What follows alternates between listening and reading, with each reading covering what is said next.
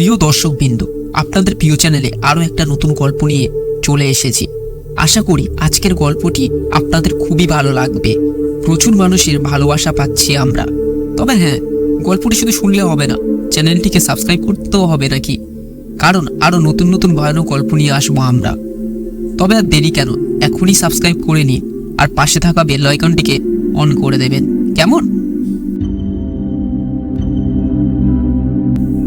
Mower সিজনে আমি মোয়া তৈরির কাজে গিয়েছিলাম। আমার কাজটা ছিল জয়নগরে। 3 মাসের জন্য আমি মোয়ার কাজ করতে গিয়েছিলাম। প্রায় 1 সপ্তাহ মতো আমি কাজ করেছিলাম সেখানে। শনিবার করে সবাই বাড়ি যেত, রবিবার ছুটি থাকতো, আবার সবাই সোমবার করে চলে আসতো। আমরা প্রায় 10 জন মতো কাজ করতাম সেখানে। সবার কাছাকাছি বাড়ি ছিল, শুধু আমার বাড়িটা অনেকটা দূরে ছিল। সবাই শনিবার রাতে বাড়িতে ফিরে আসে। আমি সবে 1 সপ্তাহ কাজে ঢুকেছিলাম। আমার বাড়িটা ছিল অনেকটা দূরে, আমি তাই আসতে পারবো না, আমাকে সেখানে থাকতে হবে। দেখলাম শনিবার সবাই একে একে বাড়িতে চলে আসে, আমি একা। বাইরে থেকে রাতের খাওয়া দাওয়া শেষ করে আমি মোয়া তৈরি করা ঘরটির মধ্যে চলে আসি। যেখানে মোয়া তৈরি করা হতো সেই ঘরটা বেশ বড় ছিল, আমরা সবাই ওখানেই থাকতাম। কিন্তু আজ আমি একা। কিছুক্ষণের মধ্যে আমি ঘুমিয়ে পড়ি। বেশ খানিকক্ষণ পর আমার ঘুমটা ভেঙে যায়। তখন মাঝরাত।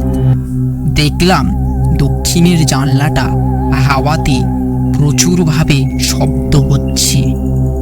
হঠাৎ জানলা বন্ধ করতে যাব, ঠিক এমন সময় দেখলাম জানালার বাইরে কি যেন একটা দাঁড়িয়ে রয়েছে। আমি ক্রমশ তার দিকে এগিয়ে যেতে লাগলাম। কিছুক্ষণ যাওয়ার পর দেখলাম কেউ একজন যে বাইরে দাঁড়িয়ে ছিল সে ঘরের ভিতরে চলে আসে সেই জানালার সামনে। কিন্তু এটা কি করে সম্ভব? হঠাৎ আমার সামনে থেকে সে উধাও হয়ে যায়।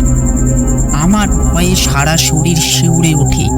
আমি অবাক হয়ে তাকিয়ে রইলাম জানালার দিকে।